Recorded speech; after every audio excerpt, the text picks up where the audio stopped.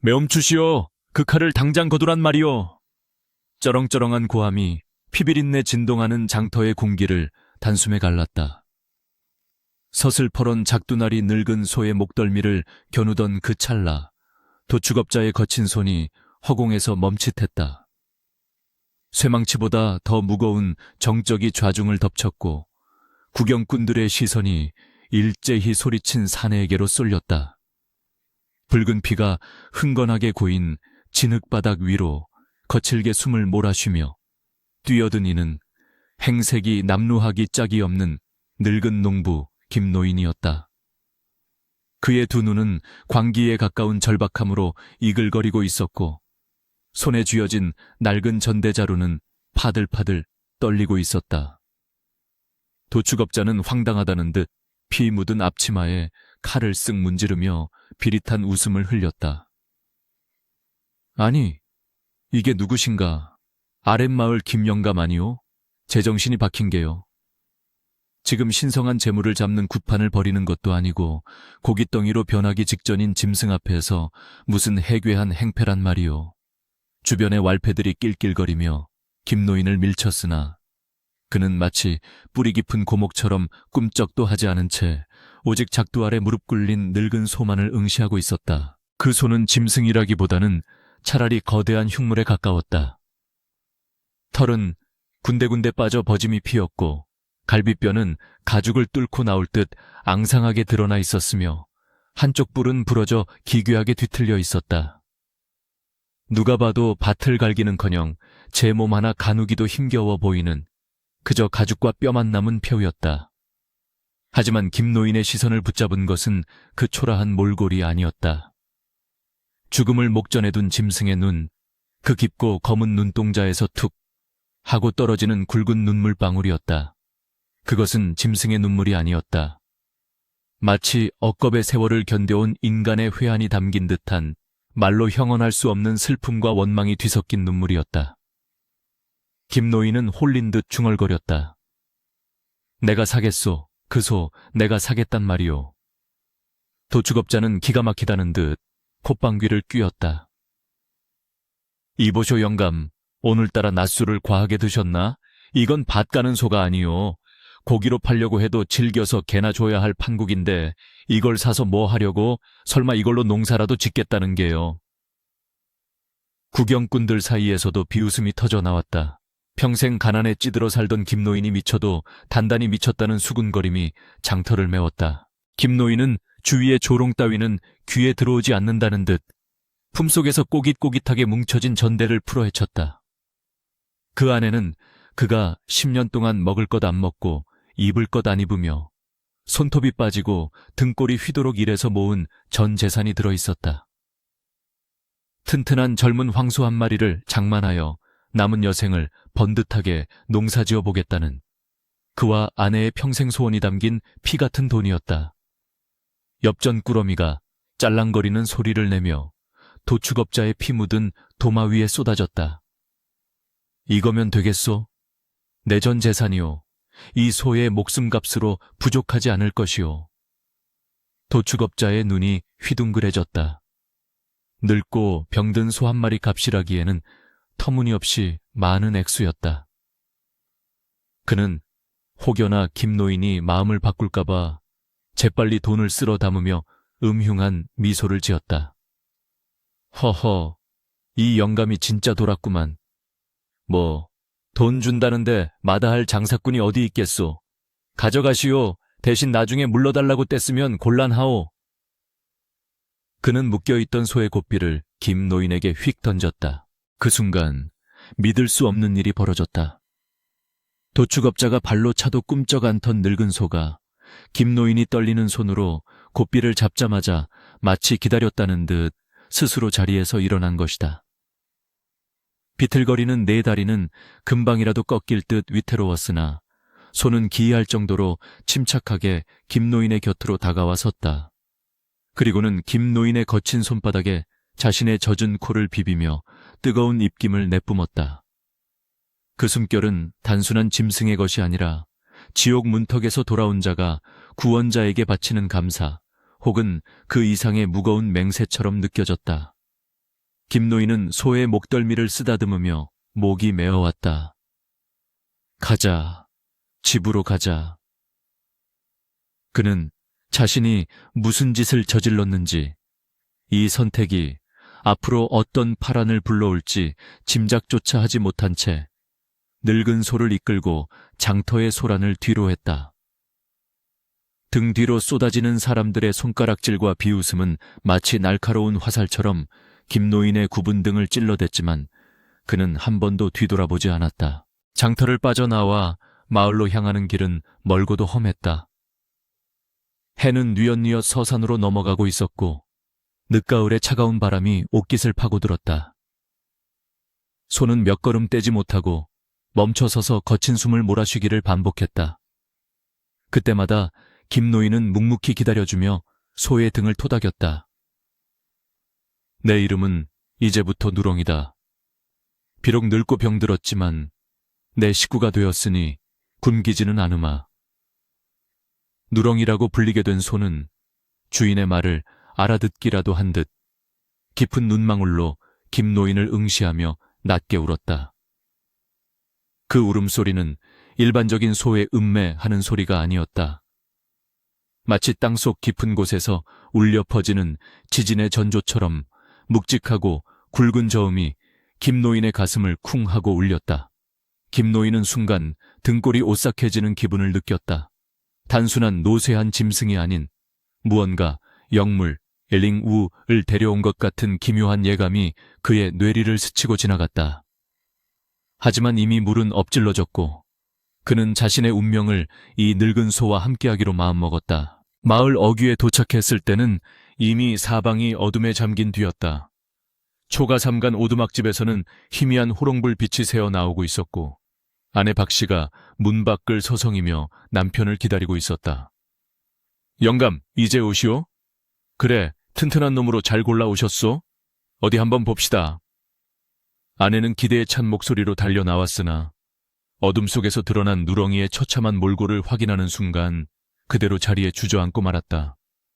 아이고, 이게 무슨 흉물이란 말이오. 영감, 기어이 노망이 나셨소.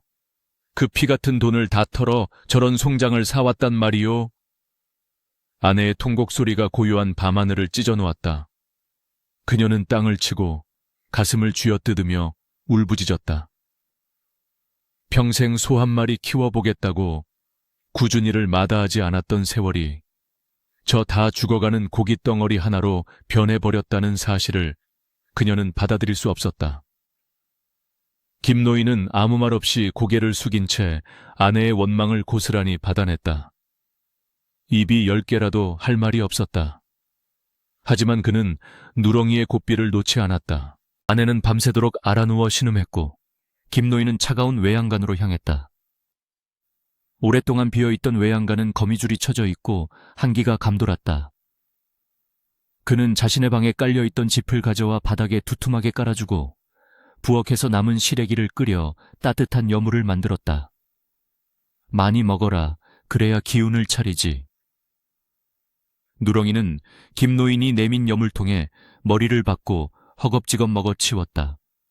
먹는 기세가 어찌나 맹렬한지 늙고 병든 소라고는 믿기지 않을 정도였다. 여물을 다 비운 누렁이는 만족스러운 듯 긴 혀로 입맛을 다시더니 외양간 기둥에 몸을 기대고 앉았다. 달빛이 외양간의 틈새로 비치자 누렁이의 몸에 난 흉터들이 더욱 선명하게 드러났다. 그것은 단순히 채찍에 맞은 상처가 아니었다. 맹수의 발톱에 긁힌 듯한 깊은 자국, 무언가에 물려 뜯겨나간 살점의 흔적들이었다. 김노인은 그 상처들을 어루만지며 생각에 잠겼다. 도대체 이놈은 어떤 삶을 살아온 것인가? 도축장으로 끌려오기 전 이놈이 겪었을 세월은 평범한 소의 그것이 아니다. 밤이 깊어 삼경, 산경, 이 지날 무렵 김노인은 잠을 이루지 못하고 뒤척이다가 바깥에서 들려오는 기이한 소리에 귀를 기울였다. 그르르, 컹, 그르르. 그것은 소가 되새김질하는 소리가 아니었다.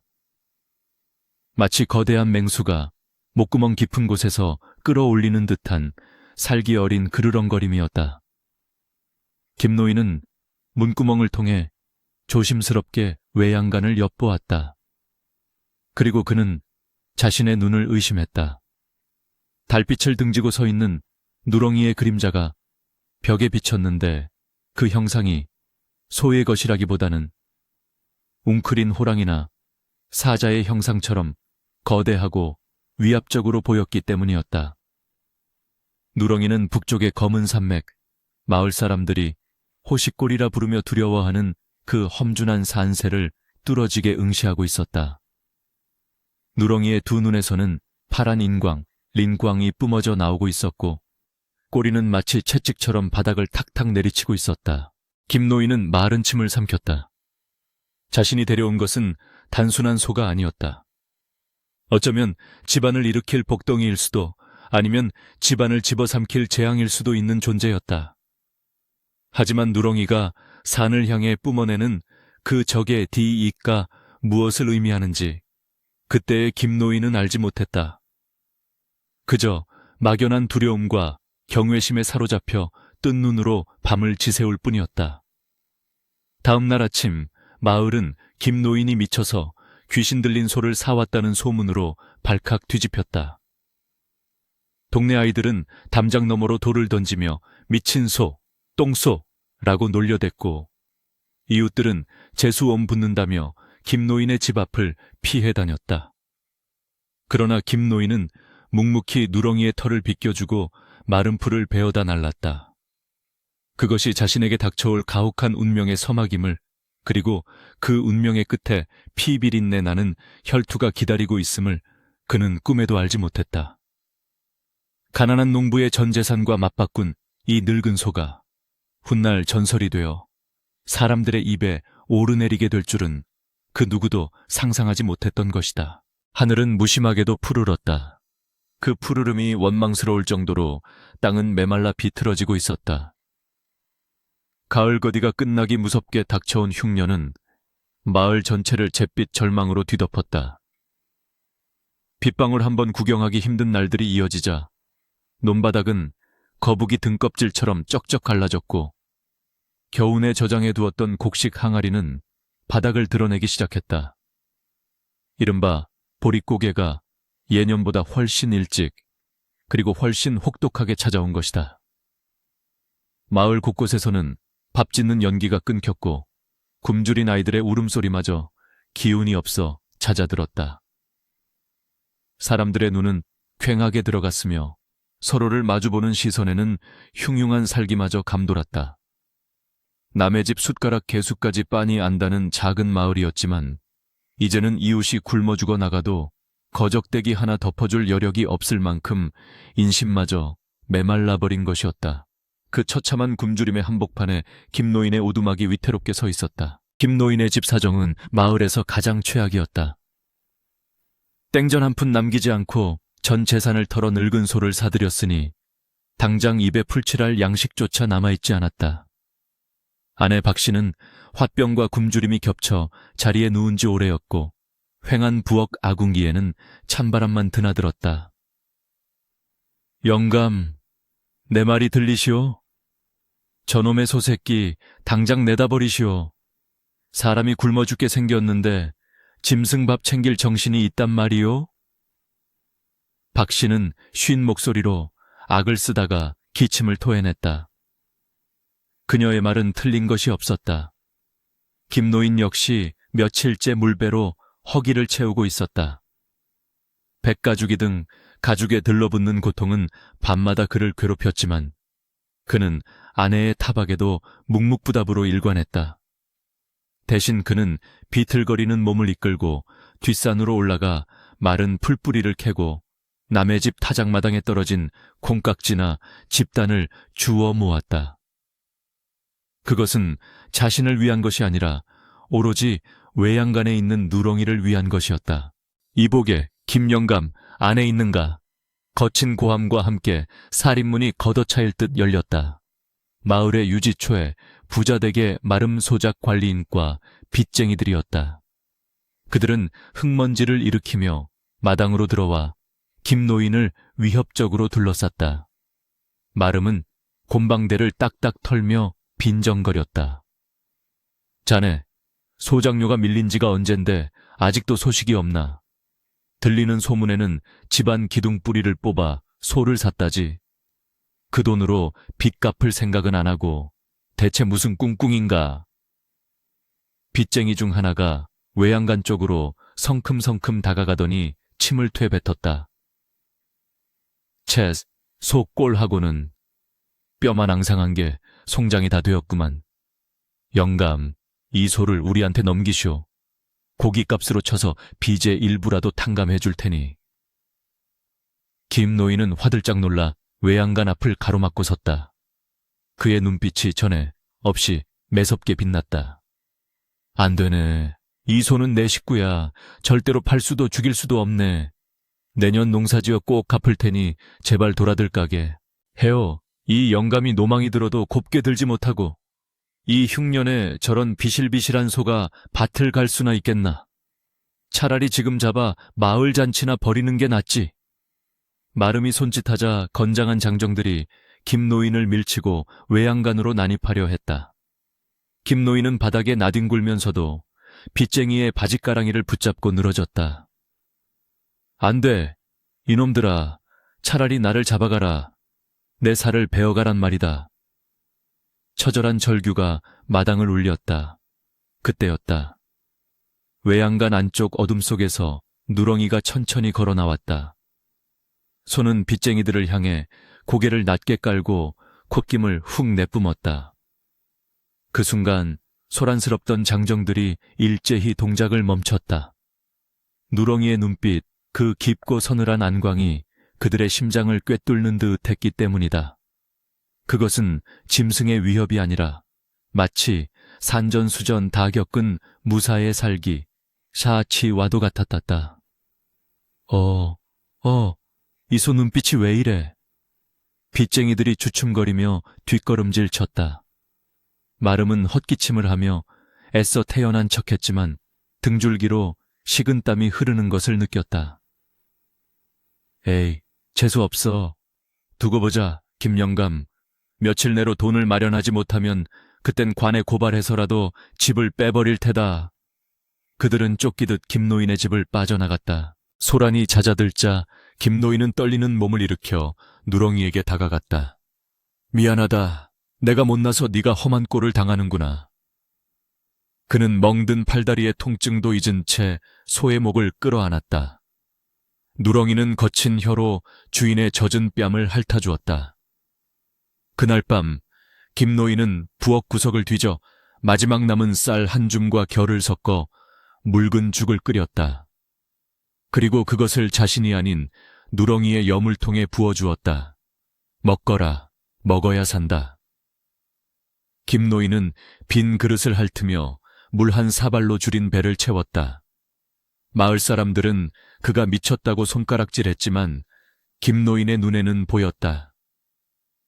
처음 왔을 때 뼈만 앙상했던 누렁이의 몸에 서서히 변화가 일어나고 있다는 것을. 잘 먹지도 못하는 주제에 누렁이의 털에서는 윤기가 흐르기 시작했고 움푹 패였던 갈비뼈 사이로 탄탄한 근육이 차오르고 있었다. 그것은 평범한 살찌움이 아니었다.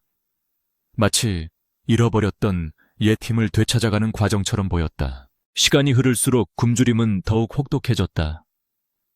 마을에는 흉흉한 소문이 돌기 시작했다. 밤마다 산짐승들이 마을로 내려와 가축을 물어간다는 이야기. 깊은 산속 호식골에서 집채만한 호랑이 발자국이 발견되었다는 이야기들이었다. 사람들은 해가 지면 문을 걸어 잠그고 숨죽였다. 그러나 김노인은 그 공포 속에서도 매일 밤 잠들지 않고 외양간을 지켰다. 누렁이 역시 잠들지 않았다. 소는 밤이 깊어지면 자리에 눕지 않고 외양간 입구에 꼿꼿이 서서 어둠에 잠긴 북쪽 산맥을 응시했다. 달빛 없는 금은밤, 칠흑 같은 어둠 속에서 누렁이의 두 눈은 푸르스름한 형광빛을 띠었다. 어느 날 새벽, 김노인은 비몽사몽간의 기이한 광경을 목격했다. 산 쪽에서 늑대물이 서너 마리가 굶주린 배를 채우려 김노인의 집 담장을 넘으려던 찰나였다. 워. 누렁이가 낮고 굵은 울음소리를 내었다. 그것은 소의 울음이라기보다는 거대한 동굴 속에서 울려 퍼지는 징소리처럼 묵직하고 파장이 컸다. 그 소리에 담장을 넘던 늑대들이 공중에서 굳어버린 듯 툭 떨어졌다. 놈들은 꼬리를 사타구니 사이로 말아넣고 공포에 질려 오줌을 지리며 필사적으로 도망쳤다. 늑대들은 본능적으로 느낀 것이다. 저 외양간 안에 있는 존재가 자신들이 감히 넘볼 수 있는 먹잇감이 아니라는 것을. 김노인은 문틈으로 그 광경을 지켜보며 전율했다.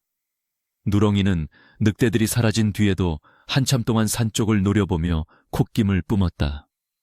마치 더 크고 위험한 무언가가 다가오고 있음을 경계하는 듯했다. 다음 날 김노인은 누렁이의 등을 빗질해주다가 소의 어깨 죽지에서 오래된 상처 자국을 발견했다. 털에 가려져 잘 보이지 않았던 그것은 날카로운 3개의 발톱 자국이었다. 흉터는 깊고 컸으며 이미 아물었지만 살같이 흉하게 뒤틀려 있었다. 김노인의 손길이 그 상처에 닿자 누렁이는 움찔하며 고개를 돌려 주인을 바라보았다. 그 눈빛에는 슬픔과 분노 그리고 깊은 사연이 담겨 있었다. 김노인은 직감했다. 이 소는 과거에 호랑이와 싸운 적이 있다. 그리고 살아남았다. 보통 소라면 호랑이 냄새만 맡아도 주저앉아 똥오줌을 지린다는데 이놈은 호랑이의 발톱을 몸에 새기고도 살아남은 놈이다. 그렇다면 장터에서 보았던 그 눈물은 죽음에 대한 두려움이 아니라 못다한 승부에 대한 회한이었을까? 겨울바람이 더욱 매섭게 몰아쳤다. 땔감마저 바닥을 드러내어 방바닥은 얼음장처럼 차가워졌다. 아내의 기침소리는 점점 잦아들며 생명의 불씨가 꺼져가고 있었다. 김노인은 결단을 내려야 했다. 이대로 얼어 죽고 굶어 죽을 것인가? 아니면 목숨을 걸고 금기, 진지 외 땅으로 들어갈 것인가? 마을 뒷산의 나무들은 이미 사람들이 다 베어가서 땔감이 없었다. 남은 곳은 오직 하나, 호랑이가 산다는 호시골 깊은 계곡뿐이었다. 그곳에는 아름드리 나무들이 빽빽하게 들어차 있지만 들어간 사람은 있어도 나온 사람은 없다는 죽음의 땅이었다. 김노인은 앙상한 손으로 낫을 집어들었다. 그리고 외양간으로 가서 누렁이의 고삐를 풀었다. 누령가, 가자. 네가 나를 도와줘야겠다. 내 마누라 살리고 우리도 살려면 그곳으로 가야 한다. 누렁이는 주인의 비장한 목소리를 알아들었는지 군말 없이 김노인의 뒤를 따랐다. 며칠간 김노인의 희생적인 보살핌 덕분인지 누렁이의 걸음걸이에는 힘이 넘쳤다. 앙상했던 엉덩이 살에는 탄력이 붙었고 내 다리는 바위를 딛듯 단단했다. 마을 사람들은 미친 노인이 소를 끌고 호시골로 향하는 모습을 보고 혀를 찼다. 저 영감이 드디어 갈 때가 되었구만. 제 발로 호랑이 밥이 되러 가다니. 쯧쯧쯧, 불쌍한 것. 소나 사람이나 오늘이 제삿날이네. 수군거림을 뒤로하고 김노인과 누렁이는 하얀 눈이 덮이기 시작한 산길을 묵묵히 올랐다. 산 입구에 들어서자마자 싸늘한 냉기가 살을 파고들었고 숲은 기이할 정도로 고요했다. 새소리 하나 들리지 않는 적막강산, 지목양산. 오직 늙은 농부의 거친 숨소리와 소의 발굽소리만이 눈 덮인 산길에 울려 퍼졌다. 그리고 그 고요함 뒤에는 상운, 샨준이라 불리는 절대적인 포식자가 그들의 침입을 조용히 지켜보고 있었다. 누렁이의 귀가 쫑긋거리며 사방을 경계하기 시작했다. 비극이자 전설이 될 혈투의 시간이 서서히 다가오고 있었다. 산은 그저 높기만 한 흙더미가 아니었다. 그것은 산자와 죽은 자의 경계를 나누는 거대한 장벽이자 함부로 발을 들인 자를 집어삼키는 검은 아가리와도 같았다. 마을 뒷산을 넘어 호식골로 들어서는 길목은 대낮임에도 불구하고 어둑했다. 빽빽하게 들어찬 침엽수림이 하늘을 가리고 있었고 바닥에는 수십 년간 쌓인 낙엽과 눈이 뒤엉켜 푹신하면서도 기분 나쁜 감촉을 전해왔다. 김 노인의 집시는 이미 눈 녹은 물에 젖어 얼어붙었고 발가락은 감각이 없을 정도로 시려왔다. 그러나 그는 멈출 수 없었다. 등 뒤에 메고 있는 지게의 빈 무게가 오히려 그의 어깨를 짓눌렀기 때문이었다. 빈 지게로 돌아가면 아내는 오늘 밤을 넘기지 못하고 얼어 죽을지도 모른다. 그 절박함이 공포를 억누르며 늙은 다리를 움직이게 했다. 조금만 더 가자, 누런가. 저 고개만 넘으면 죽은 나무들이 지천으로 널려 있을 게야. 김노인은 입김을 하얗게 뿜으며 뒤따라오는 소에게 말을 걸었다. 사람의 목소리라도 내지 않으면 저 숲의 정막이 금방이라도 자신을 미치게 만들 것만 같았다. 누렁이는 김노인의 뒤를 바짝 따르고 있었다. 평소 같으면 험한 산길에 주저앉거나 느릿하게 걸었을 테지만 오늘의 누렁이는 달랐다.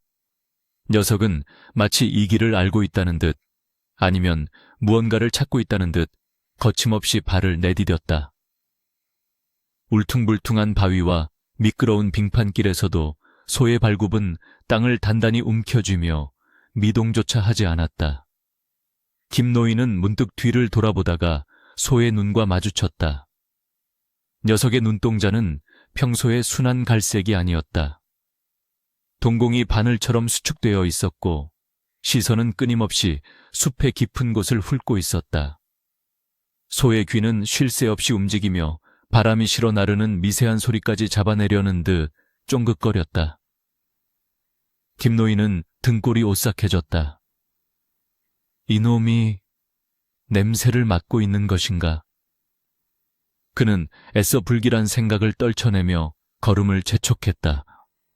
산 중턱을 넘어서자 바람소리마저 뚝 끊겼다. 새소리도 벌레 울음소리도 들리지 않는 기이한 침묵. 그것은 폭풍전야의 고요함이자 포식자가 사냥감을 노릴 때 형성되는 죽음의 결계 지혜지혜였다. 호시골 깊숙한 곳. 사람들이 귀신 골짜기라 부르는 곳에 다다르자 아름드리 고목들이 병풍처럼 둘러쳐진 개활지가 나타났다. 다행히 그곳에는 지난 태풍에 쓰러진 거대한 참나무들이 눈밭 위에 널브러져 있었다. 김노인의 얼굴에 화색이 돌았다. 신봤다. 아니, 나무 봤다. 이것만 있으면 올겨울은 걱정 없겠구나. 그는 낫을 꺼내 들고 허겁지겁 쓰러진 나무로 달려갔다. 꽁꽁 언 나무 껍질을 쳐내고 가지를 치는 낫질 소리가 탁탁하고 메아리 쳤다. 그 소리는 고요한 숲의 침묵을 깨뜨리는 유일한 소음이었다. 김노인은 땀을 흘리며 정신없이 나무를 했다. 지게의 나무가 수북하게 쌓여갈수록 마음의 짐은 가벼워졌다. 어서 이걸 가지고 내려가 아궁이에 불을 지피고 따뜻한 아랫목에 아내를 눕히고 싶다는 생각뿐이었다. 그때였다. 한참 나무를 하던 김노인은 문득 등 뒤가 서늘해짐을 느꼈다. 낫질을 멈추고 뒤를 돌아보니 나무를 묶어두었던 누렁이가 보이지 않았다. 누렁가, 어디 갔느냐? 김노인의 목소리가 가늘게 떨렸다. 곶비를 메어둔 나무 기둥은 멀쩡했다. 녀석이 스스로 곶비를 풀고 사라진 것이었다. 덜컥 겁이 난 김노인은 낫을 쥔 채 숲속을 두리번거렸다. 이 녀석이 어딜 간 게야? 이 위험한 곳에서. 그는 나무를 내팽개치고 소의 발자국을 쫓았다. 발자국은 계곡 안쪽, 더 깊고 어두운 숲으로 이어져 있었다. 얼마나 들어갔을까? 거대한 바위 뒤편에서 낯익은 누런 등판이 보였다. 누렁이는 바위 위에 올라선 채 계곡 아래를 내려다보고 있었다. 마치 장수가 전장을 굽어보듯 위풍당당하면서도 긴장된 뒷모습이었다. 이놈아, 간 떨어질 뻔했잖느냐. 어서 가자, 해 떨어진다. 김노인이 다가가 엉덩이를 찰싹 때리려 했지만 누렁이는 꼼짝도 하지 않았다. 오히려 녀석은 김노인이 다가오지 못하게 하려는 듯 꼬리로 김노인의 몸을 툭 쳐서 밀어냈다. 그리고는 그르르르 하는 낮은 진동음을 흉통 깊은 곳에서 울려보냈다. 그 울림은 경고였다. 다가오지 말라는 신호이자 전방에 무언가 있다는 알림이었다. 김노인은 그제야 분위기가 심상치 않음을 감지했다. 누렁이가 바라보는 곳, 계곡 아래쪽 덤불숲에서 희미한 연기 같은 아지랑이가 피어오르고 있었다. 그리고 바람의 방향이 바뀌면서 코를 찌르는 역한 냄새가 훅 끼쳐왔다. 그것은 썩은 고기 냄새와 비릿한 피 냄새, 그리고 맞는 순간 본능적으로 구역질이 올라오는 노린내였다. 짐승의 누린내라고 하기에는 너무나 강렬하고 독했다. 김노인은 다리가 후들거려 서 있을 수가 없었다. 마을 노인들이 말하던 산군 샨준 이 냄새가 바로 이것임을 직감했기 때문이다. 호랑이였다. 그것도 그냥 호랑이가 아니라 사람 맛을 알아버린 사악한 식인 호랑이의 냄새였다. 김노인은 입을 틀어막고 주저앉았다. 도망쳐야 한다는 생각조차 들지 않을 만큼 압도적인 공포가 전신을 마비시켰다. 하지만 누렁이는 달랐다. 공포에 질리기는커녕 녀석은 앞발로 땅을 거칠게 파헤치기 시작했다. 팍팍. 흙과 눈이 뒤로 튀어올랐다. 소가 싸움을 앞두고 투지를 불태울 때 하는 행동이었다. 누렁이의 뿔은 부러지고 닳았지만 녀석이 고개를 숙이고 뿔을 겨누는 자세는 그 어떤 명검보다 날카로워 보였다. 녀석은 콧구멍을 벌름거리며 뜨거운 김을 내뿜었고 입가에는 하얀 거품이 일었다. 이것은 단순한 방어가 아니었다. 누렁이는 지금 저 아래에 있는 존재에게 도전장을 던지고 있는 것이었다. 오냐, 내가 왔다. 네가 내 몸에 남긴 그 흉터의 빚을 갚으러 왔다. 김노인의 뇌리에 누렁이의 마음이 들리는 듯한 착각이 일었다. 늙고 병든 소의 탈을 쓰고 있었지만 그 안에 깃든 영혼은 복수심에 불타는 전사의 그것이었다. 바람이 잦아들고 덤불이 스르륵 흔들렸다. 김노인은 숨조차 쉴 수 없었다. 덤불 사이로 드러난 것은 두 개의 거대한 호박색 등불이었다. 아니, 눈이었다. 어둠 속에서 형형하게 빛나는 그 눈동자는 김노인과 누렁이를 정확하게 응시하고 있었다. 이어 덤불이 갈라지며 드러난 실체는 김노인의 상상을 초월하는 크기였다. 일반 호랑이보다 2배는 더 커 보이는 거대한 몸집, 굵은 붓으로 그어내린 듯 선명한 검은 줄무늬, 그리고 입가에 말라붙은 핏자국. 이 산의 주인이자 모든 생명체의 우두머리인 대호, 다후가 모습을 드러낸 것이다. 녀석은 느릿하게 걸어 나오며 하품을 하듯 입을 크게 벌렸다. 날카로운 송곳니가 햇빛을 받아 섬뜩하게 번뜩였다. 대호는 김노인을 보며 입맛을 다셨다. 쉬운 먹잇감, 늙은 인간과 병든 소. 녀석에게는 그저 간식거리로밖에 보이지 않는 듯했다. 으악. 김노인은 비명을 지르려 했으나 목소리가 나오지 않았다. 오줌이 바지를 적셨다. 죽음이 코앞에 닥친 순간 그의 눈앞에 아내의 얼굴이 주마등처럼 스쳐 지나갔다. 이렇게 죽는구나. 나무 한 집 못해가고 결국 호랑이 밥이 되는구나. 그가 눈을 질끈 감으려던 찰나 누렁이가 앞으로 나섰다. 녀석은 김노인을 등 뒤로 감추고 호랑이와 정면으로 대치했다. 호랑이의 미간이 찌푸려졌다. 보통의 소라면 제 냄새만 맡아도 기절해야 정상인데 이 늙은 소는 도망치기는커녕 살기를 뿜으며 자신을 노려보고 있었기 때문이다. 호랑이의 꼬리가 채찍처럼 좌우로 흔들리기 시작했다. 흥미롭다는 신호이자 공격을 시작하겠다는 예고였다. 크앙! 산천초목을 뒤흔드는 호랑이의 포효가 터져 나왔다. 고막이 찢어질 듯한 굉음에 나뭇가지에 쌓인 눈이 우수수 쏟아져 내렸다. 김노인은 귀를 막고 땅에 엎드렸다. 이제 끝이라고 생각했다. 하지만 그 굉음 속에서 또 다른 소리가 들려왔다. 음메. 그것은 비명이 아니었다. 호랑이의 포효에 맞서 정면으로 받아치는 누렁이의 함성이었다. 늙은 소의 목청이라고는 믿기지 않을 만큼 우렁차고 묵직한 소리가 호식골을 진동시켰다. 누렁이는 뒷발에 힘을 주어 땅을 박차고 나갈 준비를 마쳤다. 팽팽한 긴장감이 계곡을 가득 채웠다. 바람조차 숨죽인 그 순간 호랑이의 뒷다리 근육이 폭발적으로 수축했다. 녀석이 허공을 가르며 김노인을 향해 날아올랐다. 거대한 그림자가 하늘을 덮었고 죽음의 발톱이 김노인의 정수리를 향해 내리꽂혔다. 바로 그 찰나의 순간 누렁이의 몸이 흑색 화살처럼 튀어나갔다. 늙은 소의 몸에서 나온 것이라고는 도저히 믿을 수 없는 속도였다. 피할 수 없는 격돌의 순간이었다. 김노인은 멍하니 그 광경을 바라보았다. 호랑이의 발톱이 누렁이의 어깨를 찢어 발기는 소리와 누렁이의 뿔이 호랑이의 가슴팍을 들이받는 둔탁한 타격음이 동시에 숲을 울렸다. 피가 튀고 살점이 흩날렸다. 이것은 사냥이 아니었다. 생존을 건, 아니 자존심을 건 두 괴물의 전쟁이 시작된 것이었다. 전설로 남을 호우, 이주, 니우의 혈투는 그렇게 막을 올렸다. 김노인은 공포 속에서도 알 수 있었다.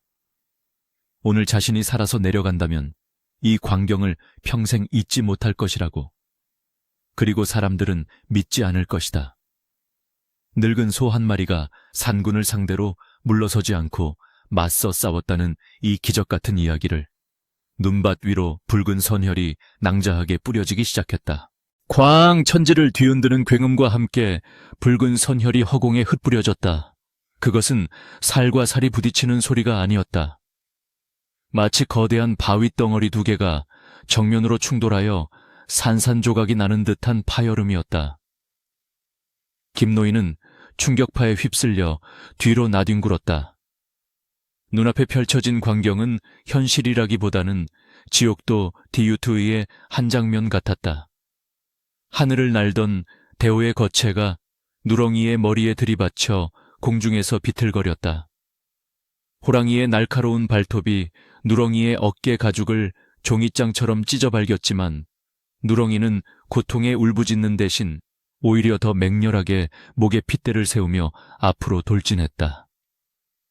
녀석의 부러진 뿔이 호랑이의 하얀 배를 스치고 지나갔고 그 자리에는 길고 붉은 생채기가 남았다. 천하의 산군, 샨준, 이. 일격에 숨통을 끊어놓지 못한 사냥감은 이 늙은 소가 처음이었다.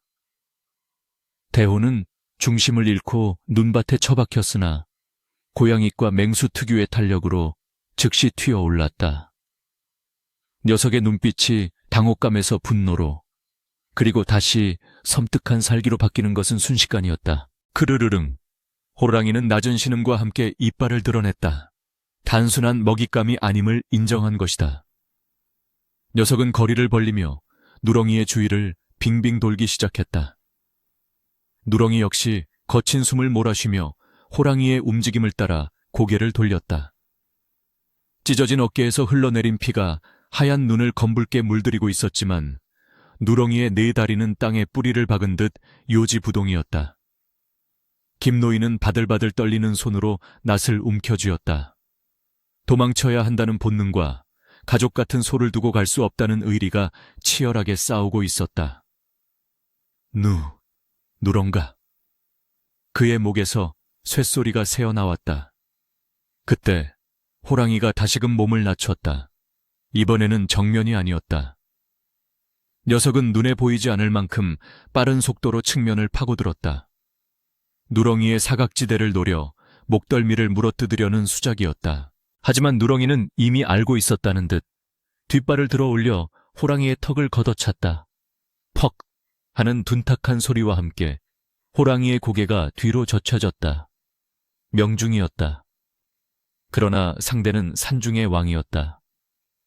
턱을 얻어맞고도 호랑이는 물러서지 않고 그대로 누렁이의 등 위로 뛰어올랐다.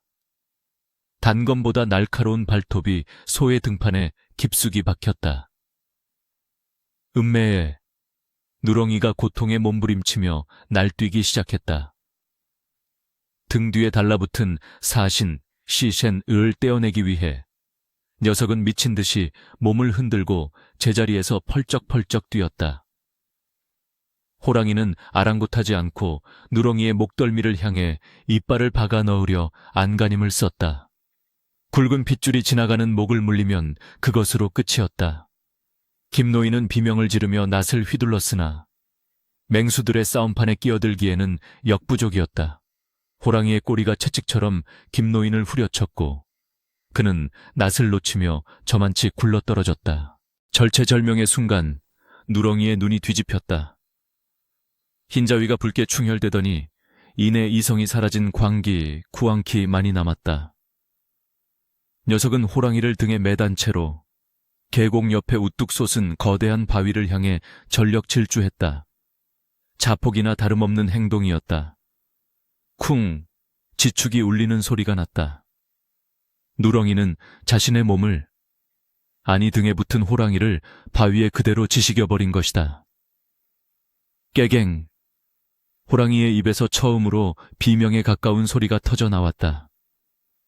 갈비뼈가 부러지는 끔찍한 소리가 김노인의 귀에까지 생생하게 들려왔다. 충격을 이기지 못한 호랑이가 바닥으로 떨어져 나갔다. 누렁이의 옆구리 역시 가죽이 벗겨지고 뼈가 드러날 만큼 처참하게 망가졌지만 녀석은 쓰러지지 않았다. 오히려 곱비 풀린 망가지처럼, 아니 지옥에서 올라온 야차처럼 입에 거품을 물고 쓰러진 호랑이를 향해 달려들었다. 초식동물의 싸움 방식이 아니었다. 누렁이는 앞발로 호랑이의 몸통을 짓밟고 뿔로 배를 찌르고 심지어는 이빨로 호랑이의 꼬리를 물어뜯었다. 그것은 생존을 위한 발버둥을 넘어선 뼛속 깊이 새겨진 원한의 표출이었다.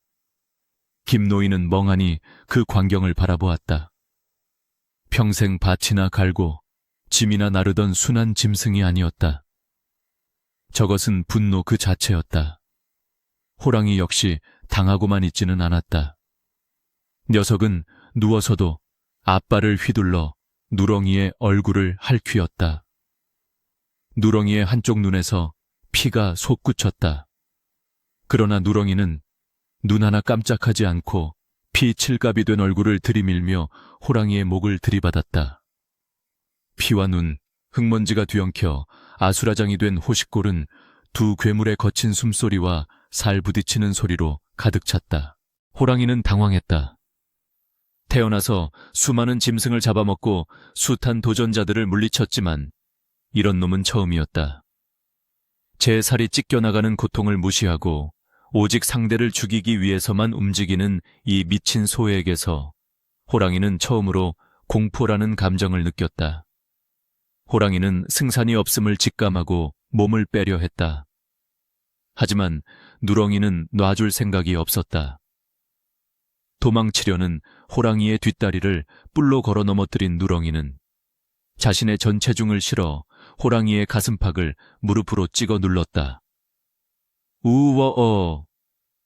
누렁이의 입에서 터져 나온 포효는 호랑이의 그것보다 더 크고 웅장했다. 그것은 승리의 함성이자 자신의 생명을 불태우는 마지막 절규였다. 짓눌린 호랑이가 발버둥치며 누렁이의 배를 발톱으로 긁어댔다. 내장이 쏟아질 듯한 치명상을 입으면서도 누렁이는 꿈쩍도 하지 않았다. 죽어라, 이 짐승놈아. 김노인이 어느새 낫을 다시 찾아들고 달려왔다. 그는 피투성이가 된 채 엉겨붙은 두 짐승 곁으로 다가가 있는 힘껏 낫을 내리찍었다. 늙은 농부의 일격은 호랑이의 등에 깊숙이 박혔다. 치명타는 아니었으나 호랑이의 주의를 분산시키기에는 충분했다. 호랑이가 고통에 몸을 비트는 그 짧은 틈을 타 누렁이는 마지막 힘을 짜내어 호랑이의 목덜미를 정통으로 들이받았다. 우두둑. 소름 끼치는 뼈 부러지는 소리가 숲의 정적을 갈랐다. 경추가 부러진 호랑이의 몸이 축 늘어졌다. 천하를 호령하던 산군의 눈빛이 흐릿해지며 혀가 힘없이 밖으로 빠져나왔다. 그러나 호랑이의 발톱은 여전히 누렁이의 백가죽에 깊이 박힌 채였다. 싸움은 끝났다. 거친 숨소리만이 잦아드는 전장에는 비릿한 피냄새와 하얀 입김만이 자욱했다. 누렁이는 죽은 호랑이의 몸 위에서 한참을 헐떡이다가 천천히, 아주 천천히 옆으로 쓰러졌다. 누렁가, 누렁가! 김노인은 낫을 내던지고 소에게 달려가 무릎을 꿇었다. 누렁이의 온몸은 성한 곳이 없었다. 어깨는 뼈가 보일 정도로 패였고 뱃가죽은 찢어져 붉은 선혈이 콸콸 쏟아져 나오고 있었다. 한쪽 눈은 이미 빛을 잃었고 남은 한쪽 눈만이 김노인을 힘겹게 바라보고 있었다. 그 눈빛은 더 이상 광기에 차 있지 않았다. 처음 장터에서 만났을 때처럼 깊고 슬프며 그리고 무한히 평온한 눈빛으로 돌아와 있었다. 김노인은 자신의 옷을 찢어 누렁이의 상처를 지혈하려 했지만 쏟아지는 피를 막기에는 역부족이었다. 안 된다. 안 돼. 네가 어떻게 나를 살렸는데 이렇게 갈 수는 없다. 김노인의 눈물이 누렁이의 얼굴 위로 뚝뚝 떨어졌다.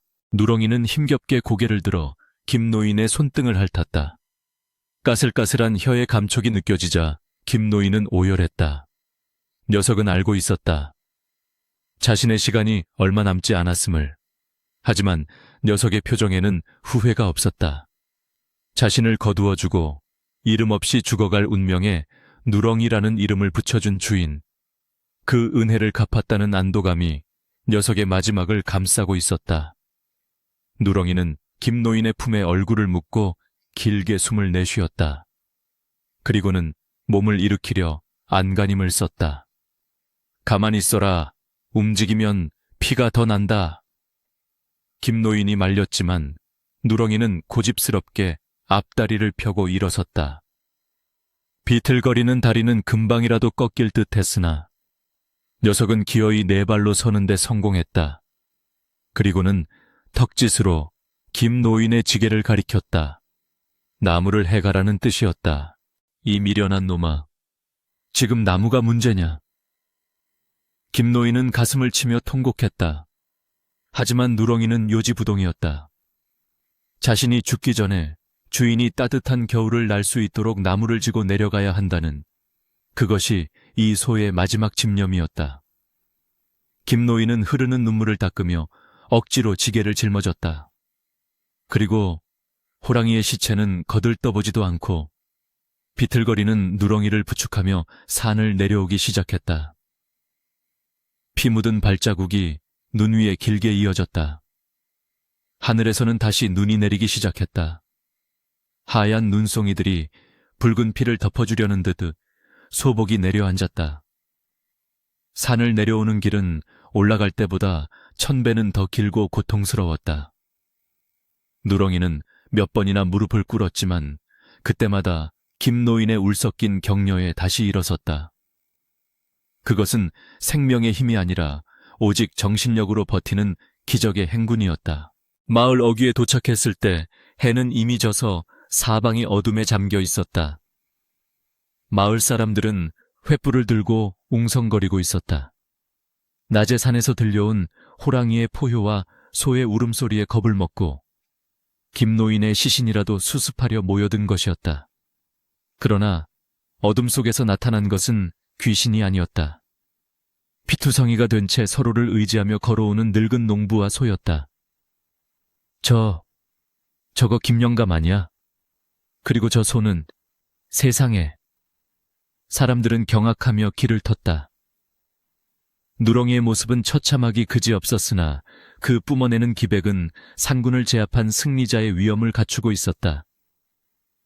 김노인의 집 마당에 들어서자마자 누렁이는 마치 끊어진 인형처럼 털썩 주저앉았다. 이번에는 다시 일어나지 못했다. 누리온가, 집에 왔다. 여기가 우리 집이야. 김노인은 소의 목을 끌어안고 울부짖었다. 방 안에 있던 아내 박씨가 기어 나왔다. 그녀는 마당에 쓰러진 소와 그 몸에 난 끔찍한 상처들을 보고는 말을 잇지 못했다. 이것은 짐승이 주인을 위해 바친 숭고한 희생의 증거였다. 누렁이는 흐릿해지는 눈으로 김노인과 박씨 그리고 몰려든 마을 사람들을 한 번씩 둘러보았다. 그리고 마지막 힘을 다해 음매 하고 작게 울었다. 그것은 작별 인사였다. 녀석의 눈에서 굵은 눈물방울이 흘러내려 피 묻은 땅을 적셨다. 이윽고 누렁이의 고개가 힘없이 바닥으로 떨어졌다. 거칠게 오르내리던 옆구리의 움직임도 멈췄다. 마을을 공포에 떨게 했던 식인 호랑이를 잡고 주인을 살려낸 영웅소가 영원한 잠에 든 순간이었다. 마을 사람들은 누가 먼저랄 것도 없이 갓을 벗고 고개를 숙였다.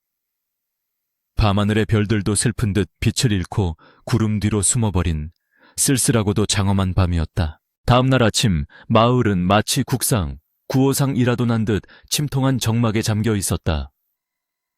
밤새 내리던 눈은 그쳤으나 김 노인의 집 앞마당을 가득 메운 마을 사람들의 어깨 위에는 보이지 않는 슬픔의 무게가 내려앉아 있었다. 그들은 더 이상 김노인을 미치광이라 부르지 않았고 마당 한가운데 거적에 덮여있는 누렁이의 시신을 향해 손가락질하지도 않았다. 오히려 그들은 갓을 벗고 고개를 숙인 채 인간보다 더 인간다운 의기를 보여준 짐승의 마지막 가는 길을 배웅하기 위해 모여든 것이었다. 동네 어귀의 가장 나이 많은 촌장이 지팡이를 짚고 나와 떨리는 목소리로 말했다. 이보게들, 이 소는 그냥 짐승이 아닐세. 우리 마을을 괴롭히던 호환, H환을 없애고 주인을 살려낸 의유, 니유, 야, 어찌 가축대하듯 할 수 있겠나. 사람의 장래에 준하여 예를 갖추어 장사 지내주세. 마을 사람들은 누구 하나 이의를 제기하지 않았다. 김 노인은 퉁퉁 부은 눈으로 촌장의 손을 잡고 하염없이 고개를 끄덕일 뿐 목이 메어 말조차 나오지 않았다. 장정들은 지게를 지고 산으로 올라가 호랑이의 사체를 수습해왔다. 마을 광장에 내려놓은 대호의 크기는 실로 어마어마했다. 어른 서너 명이 팔을 벌려야 겨우 감싸 안을 수 있을 만큼 거대한 몸집과 쇠스랑 같은 발톱을 본 사람들은 다시 한번 경악했다. 세상에, 이런 괴물과 싸워 이겼단 말인가? 호랑이의 목뼈는 완전히 으스러져 있었고 배에는 뿔에 받친 구멍이 숭숭 뚫려 있었다. 사람들은 호랑이의 참혹한 시체를 보며 누렁이가 마지막 순간까지 얼마나 처절하게 싸웠는지를 짐작하고 몸서리쳤다. 호랑이의 가죽은 관에 받쳐졌고 관에서는 이식인 호랑이에게 걸려있던 막대한 현상금을 김 노인에게 하사했다. 그뿐만이 아니었다. 고을 원님은 친히 마을을 방문하여 누렁이의 이야기에 감복하고는 의로운 소가 주인을 구했다는 뜻의 이웃총, 니우종이라는 비석을 하사하고 김노인의 빚을 모두 탕감해 주었으며 평생 먹고 살 걱정이 없도록 논밭과 양식을 내리겠다고 약속했다. 김노인은 누렁이를 양지 바른 언덕, 마을이 한눈에 내려다 보이는 가장 좋은 명당에 묻어주었다. 그는 자신의 수에 슈이를 꺼내어 누렁이의 차가운 몸을 감싸주었고 마을 사람들은 십시일반으로 모은 쌀과 과일로 제사상을 차렸다. 누렁가, 부디 좋은 곳으로 가거라. 다음 생에는 짐승의 탈을 쓰지 말고 부잣집 귀한 자식으로 태어나 호의호식하거라. 김노인이 흙을 한 줌 뿌리며 오열하자 구경하던 아낙네들도 옷고름으로 눈물을 훔쳤다. 무덤은 봉분을 높게 쌓아 멀리서도 잘 보이게 했고 그 앞에는 원님이 하사한 비석이 세워졌다. 장례가 끝나고 며칠 뒤 기적처럼 김노인의 아내 박씨가 자리를 털고 일어났다. 호랑이 뼈를 고아 만든 약을 먹고 기력을 회복한 것도 있었지만 남편을 살려준 누렁이의 은공에 보답하기 위해서라도 건강해져야 한다는 마음가짐이 병마를 쫓아낸 것이었다. 집안에는 다시 웃음꽃이 피기 시작했으나 외양간의 빈자리는 여전히 김노인의 가슴 한구석을 시리게 했다. 세월은 유수와 같이 흘러 어느덧 10년이라는 시간이 지났다. 김노인의 집은 이제 마을에서 제일 가는 부자가 되었다. 누렁이가 가져다준 복 덕분에 농사는 매년 풍년이 들었고 가세는 날로 번창했다. 그러나 김노인은 부자가 되었다고 해서 거만해지거나 사치하지 않았다. 그는 항상 벗을 입고 소박하게 살면서 흉년이 들면 곳간을 열어 굶주린 이웃들을 구제했고 갈 곳 없는 나그네들에게는 따뜻한 밥과 잠자리를 제공했다. 마을 사람들은 김노인을 이유 어른이라 부르며 존경했다. 김노인은 매일 아침 저녁으로 누렁이의 무덤을 찾아가 자풀을 뽑고 말을 건넸다. 누렁가, 잘 잤느냐? 오늘은 날씨가 참 좋구나. 내 덕분에 우리 식구 모두 잘 지내고 있다. 신기한 일은 누렁이의 무덤께서 일어났다. 아무리 가뭄이 들어온 산천의 풀이 말라 죽어도 누렁이의 무덤 위에는 항상 푸른 잔디가 싱싱하게 자라났다. 겨울이 되어 눈이 쌓여도 그것만큼은 따뜻한 온기가 감돌아 눈이 금방 녹아버리곤 했다. 더욱 기이한 일은 산짐승들이었다. 누렁이가 죽은 뒤로 마을에는 그 흔한 늑대나 멧돼지조차 얼씬거리지 않았다. 간혹 산에서 내려온 짐승들도 누렁이의 무덤 근처에만 오면 겁을 먹고 꼬리를 내리며 도망치거나 무덤을 향해 머리를 조아리는 듯한 행동을 보였다. 사람들은 죽은 누렁이의 혼이 산신, 샨센이 되어 여전히 마을을 지켜주고 있다고 믿었다. 마을의 아이들은 누렁이의 무덤께서 뛰어놀았고 어른들은 힘든 일이 있을 때마다 그곳을 찾아가 하소연을 했다. 누렁이는 죽어서도 마을의 수호신으로서 사람들의 마음속에 살아 숨쉬고 있었던 것이다. 김노인은 종종 무덤계에 앉아 먼 산을 바라보며 생각에 잠기곤 했다. 장터에서 처음 만났던 그날 도살장 끌려가던 그 늙은 소의 눈빛을, 어쩌면 그 소는 전생에 자신과 깊은 인연이 있었던 부모나 형제였을지도 모른다는 생각이 들었다. 짐승과 사람의 껍데기는 다를지언정 그 안에 흐르는 따뜻한 정과 의리는 다르지 않음을 김노인은 뼈저리게 느꼈다. 어느 늦가을 밤 김노인은 노환으로 자리에 눕게 되었다. 의원은 고개를 저으며 마음의 준비를 하라고 일렀다. 가족들이 울먹이며 김노인의 곁을 지켰다. 김노인의 의식은 가물가물해지며 현실과 꿈의 경계를 넘나들었다. 그때였다. 닫혀있던 방문이 스르르 열리더니 환한 빛과 함께 누군가가 들어왔다. 음매. 익숙하고 그리운 울음소리였다. 김노인이 눈을 번쩍 뜨자 그곳에는 건장하고 윤기 흐르는 황금빛 털을 가진 소 한 마리가 서 있었다. 뿔은 하늘을 찌를 듯 위엄 있었고 눈망울은 별처럼 초롱초롱했다. 늙고 병들었던 모습은 온데간데 없고 천상에서 내려온 듯한 신비로운 자태의 누렁이였다. 누렁이는 김노인에게 다가와 따뜻한 혀로 손을 핥으며 등에 타라는 듯 자세를 낮췄다. 김노인은 아픈 것도 잊은 채 벌떡 일어나 소의 등에 올라탔다. 몸이 깃털처럼 가벼웠다. 그래, 네가 나를 데리러 왔구나. 오래 기다렸느냐. 김노인은 환하게 웃으며 누렁이의 목을 끌어안았다. 소는 기분 좋은 듯 꼬리를 흔들며 허공을 향해 발을 내디뎠다. 방 천장이 열리고 밤하늘의 은하수가 눈앞에 펼쳐졌다. 아래를 내려다보니 슬피 우는 가족들의 모습과 평화로운 마을의 풍경이 보였다. 김노인은 그들에게 마지막 작별 인사를 건넸다. 울지 마라. 나는 행복하다. 내 평생지기와 함께 떠나는 길이니 이보다 더 좋을 순 없다. 누렁이는 김노인을 태우고 달빛이 쏟아지는 밤하늘 저편으로 힘차게 날아올랐다. 그 모습은 마치 한 폭의 그림처럼 아름답고 평온했다. 다음 날 아침 가족들은 미소를 머금은 채 편안하게 숨을 거둔 김노인을 발견했다. 그의 손에는 낡은 원앙 하나가 꼭 쥐어져 있었다. 그것은 그가 누렁이에게 처음 달아주었던 평생토록 간직해온 보물이었다. 김노인의 장례는 마을장으로 성대하게 치러졌다.